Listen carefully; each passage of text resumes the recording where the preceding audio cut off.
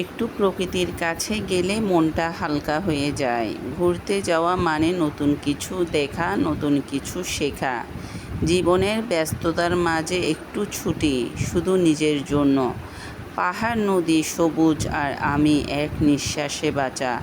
যেখানে মন চায় সেখানে আমার গন্তব্য।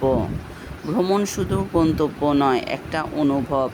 মনে শান্তি চাইলে ঘুরে আসো, প্রকৃতির সব উত্তর জানে। চলার পথে দেখা অজানাই জগতে সবচেয়ে সুন্দর গল্প বলে। ঘুরতে যাওয়া মানে শুধু ছবি নয়, স্মৃতি জমা দেওয়া। আসসালামু আলাইকুম, কেমন আছেন সবাই?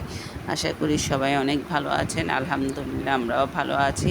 দুপুরে খাবার দাবার খেয়ে তারপর একটা লম্বা ঘুম দিয়ে একটু হাঁটতে বের হলাম। যেহেতু বাসার পাশে সব কিছু একটু পার্কে হাঁটতে বের হলাম, একটু হাঁটাহাঁটি করে কিছু খাবার খেলাম।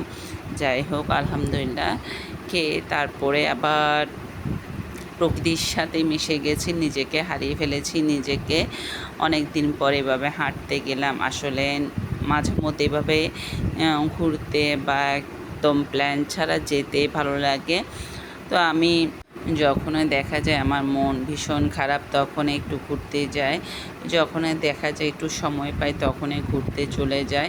আসলে ঘুরতে তেমন একটা বেশি কিছুর প্রয়োজন হয় না। একটু সময়, একটু মনোবল, আর যদি শান্তি পেতে চান তাহলে নিজেকে একটু ছুটি দিতে হবে, নিজেকে একটু বিরতি দিতে হবে। সেজন্য নিজেকে একটু ছুটি দেওয়ার জন্য মাঝে মধ্যে এইভাবে আমি ঘুরতে বের হই। যখন দেখা যায় যে অনেক প্রেশার থাকে, অনেক চাপ থাকে বা কাজের ছুটি পায় না, তখন একটু ছুটি দেওয়ার জন্য নিজেকে হারিয়ে যেতে খুবই ভালো লাগে। যাই হোক, অনেক কথাই বলে ফেললাম। এখানে ফুচকাগুলো এত মজা ছিল। আসলে আমি তেমন একটা ফুচকা লাভার না, তারপর অনেক দিন পর ফুচকা খেলাম, তো সেটা আপনাদের সাথে শেয়ার করছি। কেমন হয়েছে আজকের ব্লগটি অবশ্যই জানাবেন। আর বিশেষ করে টকটা এত মজা লেগেছিল। আমি সবসময় দেখা যায় যে এক দোকান থেকে ফুচকা খাই, কিন্তু এখানে এসে অন্য দোকানে ফুচকাগুলো খুবই ভালো লেগেছে। আলহামদুলিল্লাহ। জানি ফুচকা তেমন একটা স্বাস্থ্যকর খাবার না, তারপরে মাঝে মধ্যে খেতে ভালো লাগে, সবসময় তো আর খাওয়া যায় না। তো আজকে ফুচকা দিয়ে ভিডিওটি শেষ করবে। কেমন হয়েছে আজকে ভিডিওটি অবশ্যই কমেন্টে জানাবেন। সবাই ভালো থাকবেন, সুস্থ থাকবেন। আসসালামু আলাইকুম।